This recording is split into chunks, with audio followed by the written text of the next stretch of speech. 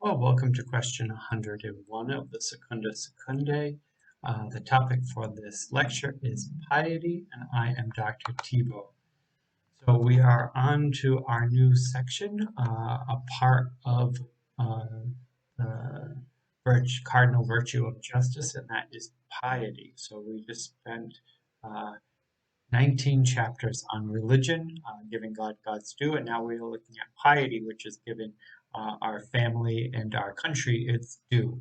Um, an exciting section, and it is only one question long compared to the 19 questions we just did, and the 17 questions we're about to do. One question is a nice, easy one: piety.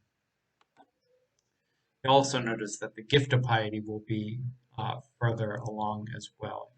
Question, I think, around question 119 or 120, something like that.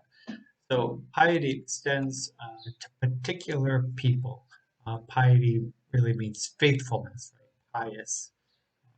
Pious was faithful. Uh, we tend to think of it in terms of if a person is pious, we often think of them with their hands praying as in terms of holiness. Therefore, you would think it might fall under religion, but it's not a part of religion. It's not a species of religion. It's its own virtue, but it's really directed towards family and country. Um, as Tully says, Cicero, um, uh, it is piety that we do our duty towards our kindred and well wishers of our country, and to render them faithful service.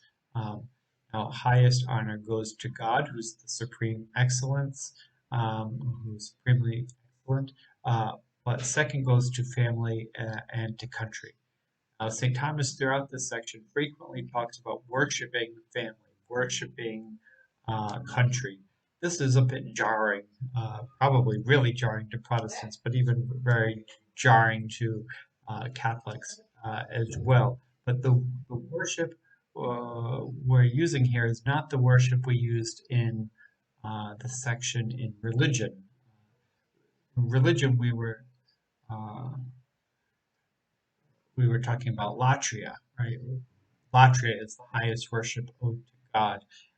In terms of the Latin of this form of worship, uh, we're looking at cultus, where we get the term cult.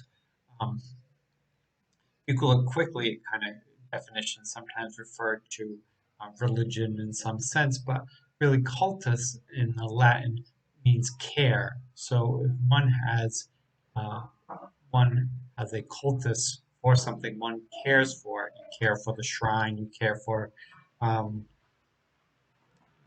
a place, but one can also care for one's family, care for one's country. I think that makes more sense than the term worship in this sense. You know, it is slightly more than just casual caring, but it's not worship in terms of latria, which is that which it belongs to God alone. So I think that's an important distinction if you are a student reading the Summa and you're using this for some form of reference. Important to know that worship is really care in this sense.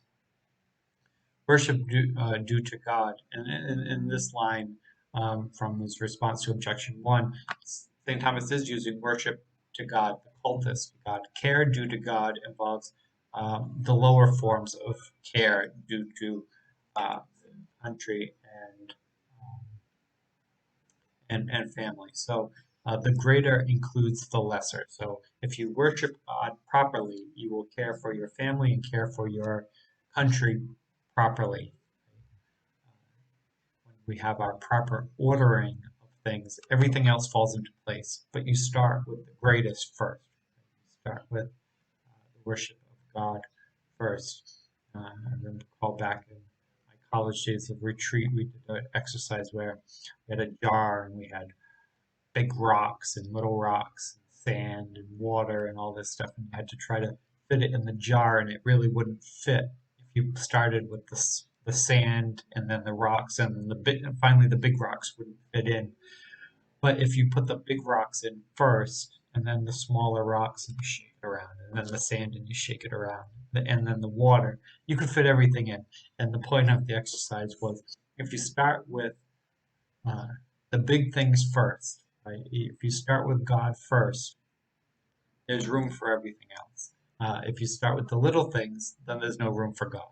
Um, so I don't know if that's a helpful mental image. Um, we support the family. Now, when you say piety towards one's family, we mean care, we mean financial support, supporting in many ways, right? Elderly parents. Um, St. Thomas says we owe our parents in two ways. One, essentially, because uh, as we have come from our parents, we are agents of our parents, right? Our parents are the principles from which we proceed from. Because of this, we owe service and reverence towards that from which we came.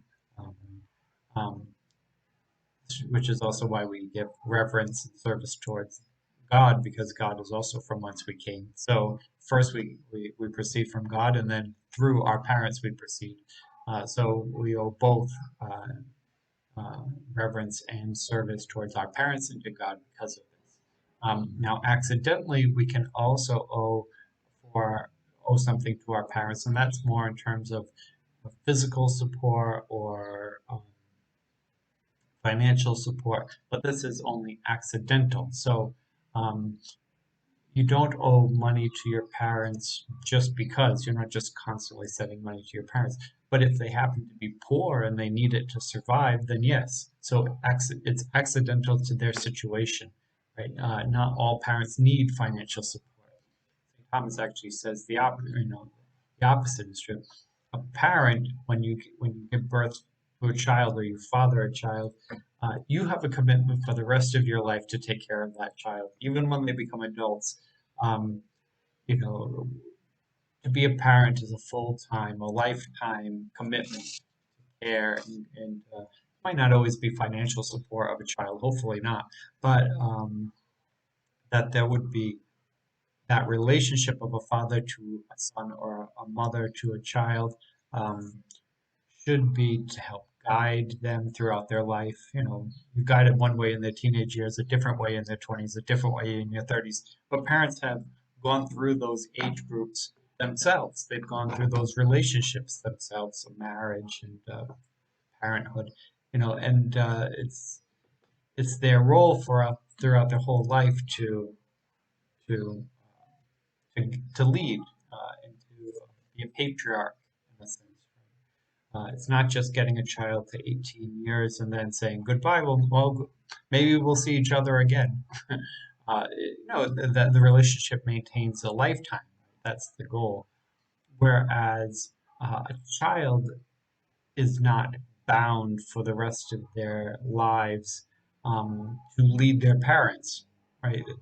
What could a child lead their parent in, right? The parent should have more wisdom than the child. Uh, but if the parents fall on hardship or fallen sick, then a child should, an adult child should care for the parent. But that's an accidental one, not an essential one. But throughout one's entire life, one owes reverence to their parents, service to their parents. Just not always material support unless that's what they particularly um, now, piety is a special virtue. Nearly every virtue is a special virtue when you think about it. Um, it's a special virtue because justice is about rendering each person their due. So, what is due to your parents is different than what is due to the rest of society. It's different than what is due to the rest of the human race. It's a special relationship between parent and child. Therefore, it is a special duty owed to a parent. Um, and in a special way, a person is indebted to their parents, right? You are not indebted to your neighbor in the same way you are indebted to your mother. Your mother has given birth to you. Therefore, the debt that you owe to your mother is different than the debt you owe to a stranger. So it's a special relationship. Can one abandon piety for the sake of God? Well, now this one's a tough one. And if you think about back to the life of St. Thomas Aquinas, this is one he had to face himself. His parents wanted him to enter uh, Monte Cassino as an Benedictine, and St. Thomas defies them in order enters this poor beggar community, the new order, the Dominican order. And his brothers tried to seduce him out of it with prostitutes and everything else, right? They did not want him to become a Dominican friar. They didn't mind him entering religion. They did not want him to become a Dominican friar, however. Um, so there, St. Thomas himself had lived through this question. Um, St. Thomas says that virtues don't contradict one another, according to Aristotle. Good does not oppose good. Truth does not oppose truth. Religion and piety are two virtues, therefore they should not be contradicting one another. However, if you are forced to make a decision between service of God and service of parents, service of God wins. It comes down to that. Now there are distinctions here, and I think these are important distinctions. So if let's say a person's from a poor family, as an only child, all the other brothers and sisters have died, unable to help. Um, and this is you're the only one who can take care of your parents. Perhaps this is the age before Social Security and Medicare and Medicaid and things like this. But if you're in a situation where you're the only one who can take care of your parents, without you, your parents become destitute. Well, then you can't enter the religious life, um, and leaving your parents to be destitute. That does not serve God, to have your parents destitute. Uh, now, if your parents are forbidding you from entering religious life, they are not allowing you to serve God through religious life or holy orders. Um, they're forbidding you. I forbid you as your father. I forbid you from entering the Dominican order. Um, you can abandon your parents. If they're making you choose between them and God, them and your vocation, then you pick God. You're not held to piety over religion. They should be happy for you. They should be happy for you to serve God. If they do, then there's no contradiction. You can be both, have both piety for your parents and uh, devotion to God. That goes hand in hand. Now, if your parents are the ones that make it so that you have to pick one or the other, well, then you pick God. Uh, now, a challenge is what if you enter religious life? Um, they're so happy for you, entered religious life, and now maybe situation has changed. Maybe brother and sister have died. Now you are the only child, and your parents are becoming destitute, but you are a Benedictine. What do you do then? Can you leave the Benedictines to help get a secular job to support your family? And St. Thomas here says, no. Once you have vowed your life, you have vowed it to God, um, you are now bound to that vow. You have died to the world in a sense. You have died to the world. You have died to it. Your fidelity, your piety now is to your superiors. It's to your community. There's no going back. Right? There's no going back from your vows. Um, but these types of things do happen. And ever since religious life was founded, these types of things have occurred occasionally, sometimes more than occasionally. So religious communities have taken this into consideration. They've considered, do they have alms or money set aside to help support the parents of monastics, of religious? Do they have something they can do to help the parents of religious? Because nobody wants to see their family destitute, or their other brother in their community, right? Their parents are destitute. Well, this is going to be bothersome, especially if the community has some money, right? Some Benedictine abbeys were very wealthy. Well, you don't let the parents of the monks of that abbey go into destitution. Um, even practically today, a place like St. Joseph's Abbey in Spencer, Mass, they put a nursing home um, not far from the abbey, and if you were the only child of person, um, they allow you as a Trappist to leave multiple times a week to go visit your elderly parent in the nursing home that's near the abbey, because piety matters, right? You don't want to put a monk in a position of, well, your destitute parent is in a nursing home and will never have another visitor, or be faithful to your life um, in prayer and making jam. Well, there could be a way of doing both, right?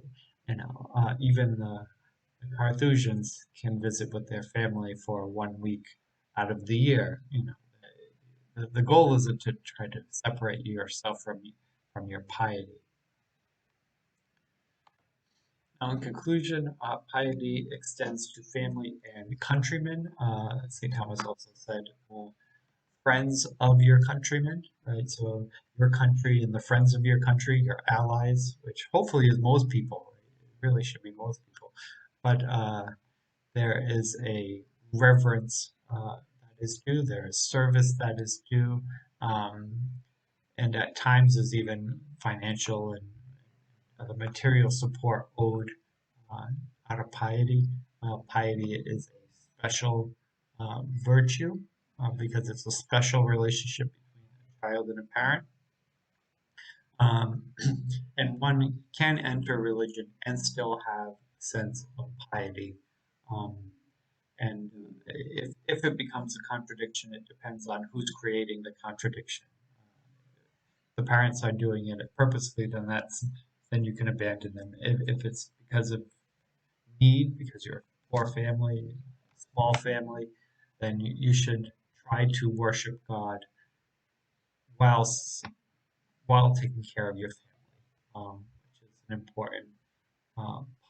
And we have in the scriptures, that tale of, do I, Lord, I'll follow you, but just let me bury my father first. St. Thomas points out from that section that the person didn't merely want to bury their father. Their father, according to St. Jerome, who gave a commentary on it, said the father wasn't dead yet. So it would be taking care of his father in old age, and then someday burying the dead. So, once I take care of everything I need to take care of, can I come follow you then? Christ says no. I want you. When I call you, I want you. And I think it was St. Jerome in that commentary said, uh, the father had other family members to take care of him. He didn't need that disciple to drop everything to be with his father while he was elderly. Um, Perhaps that's creative, um, a creative approach. But St. Thomas also points out in Matthew, is chapter 5, verse 3, chapter 6, verse 3 in Matthew. Jesus challenges the Pharisees who are pushing people to abandon their family. He says, don't abandon your family. You must honor your mother and your father. So there's this gentle tension between the two throughout the scriptures, particularly in the Gospels. The ideal is that you can do both. Right? Okay, well, next we move on to observances in the next question.